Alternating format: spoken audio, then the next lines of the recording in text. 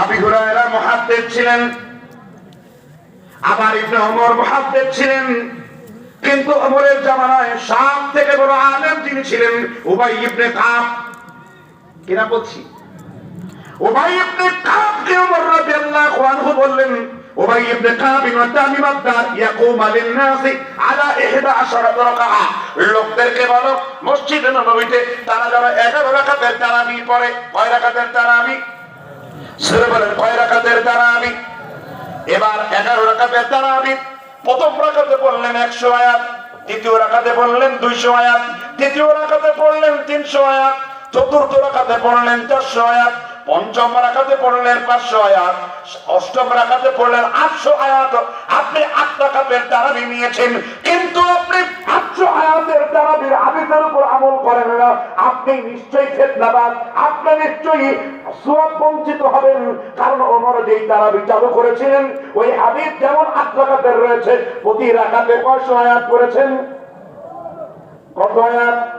তাহলে 8 রাকাতে কত আয়াত? 800 আয়াত। এখন আপনার এলাকায় আলম তারাবি কুরাইশ দিয়ে পড়ার পরে আবার চাদর মুড়ি দিয়ে ঘুমিয়ে থাকে, এইরকম ফিতনাবাজের তারাবি পড়ার কোনো প্রয়োজন নেই। ঠিক না ঠিক? এবার ওমর রাদিয়াল্লাহু আনহু প্রশ্ন করলেন, উবাই ইবনে কাব, ওমর কেমন দেখলে আমাদের নামাজ? ওমর বললেন, নি'মাল বিদআহ, কত সুন্দর বিদআতটি, কত সুন্দর নিয়মটি। এবার সাহাবারা প্রশ্ন করলেন, আপনি কেন এশার পরে পড়লেন না?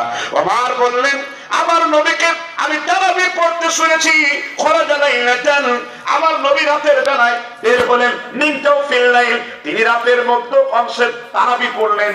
এই জন্য আমি এশার পরে তারাবি পড়ার চাইতে আমি তাহাজ্জুদের সময় তারাবি পড়াকে বেশি মূল্যবান মনে করি। তাহলে ফতোয়া হলো দুইটা। কেউ যদি 8 রাকাতের তারাবি এশার নামাজের পরে পড়তে চায়, সে সুন্নতে সাহাবা আমল করলো।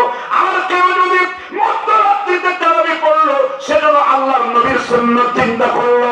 এশার রাকাতের পরে পড়লে সাহাবীদের সুন্নাত, আর মধ্যরাত্রিতে পড়লে অন্য কোন ব্যক্তির সুন্নাত নয়, আমার নবীর জালাল কদর নবীর সুন্নাত। ঠিক ফতোয়া সমাধান পেয়েছেন? কিন্তু আরেকটা ব্যাখ্যা আছে তো, আপনি তো 800 আয়াত পড়লেন না। হ্যাঁ, আপনি তো 800 আয়াত পড়লেন না, পড়লেন কয়টা? কত আয়াত? 800 আয়াত তো জানি না রে। ঠিক না ঠিক? ঠিক। এবার ফতোয়া শুনতে চান? ফতোয়া শুনতে চান? চাই চাই। আল্লামা নাসিরউদ্দিন আলবানী বড় আলেম, ছোট আলেম, বড় কিতাব লিখেছেন আরবিতে, সলাতুত তারাবি, কিতাবুত তারাবি। কার লেখা? আলবানী, নাসিরউদ্দিন আলবানী। সাধারণ মানুষের জন্য সহজ করে দিয়েছেন, সেই সহজটাকে শুনতে চান? যে ব্যক্তি তারাবিতে 200 আয়াতের কম পড়বে সে হলো ফিতনিন, এই উম্মতের ফিতনা সৃষ্টিকারী। সে হলো কি? ফিতনিন। কি সৃষ্টিকারী? তারাবি পড়া কি ফরজ না নফল? নফল। উত্তর দেন। নফল। এটা ফরজ বললেন।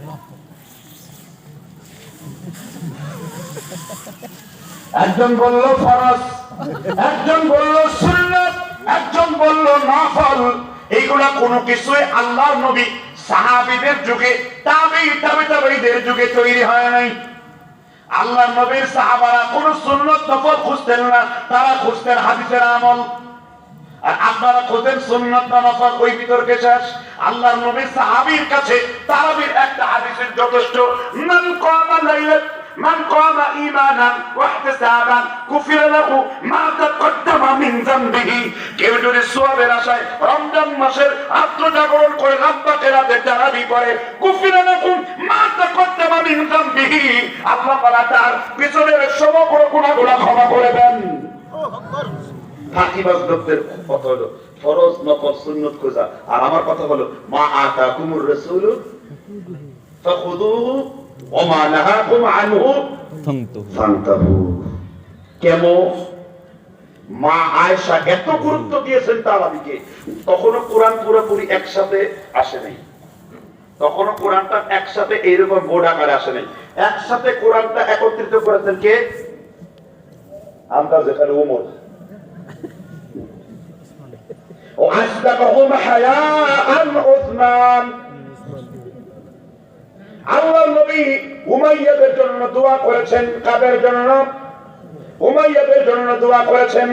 Omar Umayya, Osman Umayya, Muawiya Umayya, Abu Sufyan Umayya, আমিরে মুয়াবিয়া রাদিয়াল্লাহু তাআলা আনহুর ছেলে দ্বিতীয় মুয়াবিয়া সেও উমাইয়া, ইয়াজিদ উমাইয়া। উমাইয়ার যুগে ইসলামের বেশি কল্যাণ হয়েছে। সুবহানাল্লাহ বলেন। কুরাইশদের মধ্যে দুইটা বংশ, একটা হাশেমি, একটা হলো কি উমাইয়া, একটা হলো কি হাশেমি। রাসূল কি হাশেমি, ঠিক না ঠিক? তাহলে কি আল্লাহ তাআলা হাশেমিদের মধ্যে গুরুত্ব দেন নাই?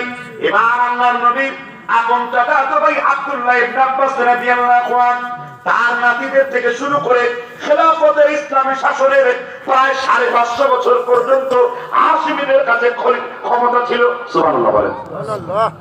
আমি ইতিহাস বোঝাতে বসি নাই, আমি তারাবির কোয়ালিটি নিয়ে কথা বলছি না, ঠিক না ঠিক? আল্লামা রাসূল বিন আলবানী ফতোয়া দিয়েছেন একজন সাধারণ যারা ব্যক্তির জন্য কমসে কম 200 আয়াত পড়তে হবে। কয়শো আয়াত? বলেন কয়শো আয়াত? বলেন কয়শো আয়াত? 200 আয়াত। কি জন্য পড়বেন? আল্লাহ কসম করে বলি, রমজান মাসে যদি আপনি একটা নফল ইবাদত করেন কিংবা একটা আমল করেন, অন্য মাসে 700 গুণ পর্যন্ত সওয়াব পাবেন, কিন্তু রমজান মাসে 700 গুণ 400 গুণ পাবেন না। তাহলে হবে কি? অসংখ্য।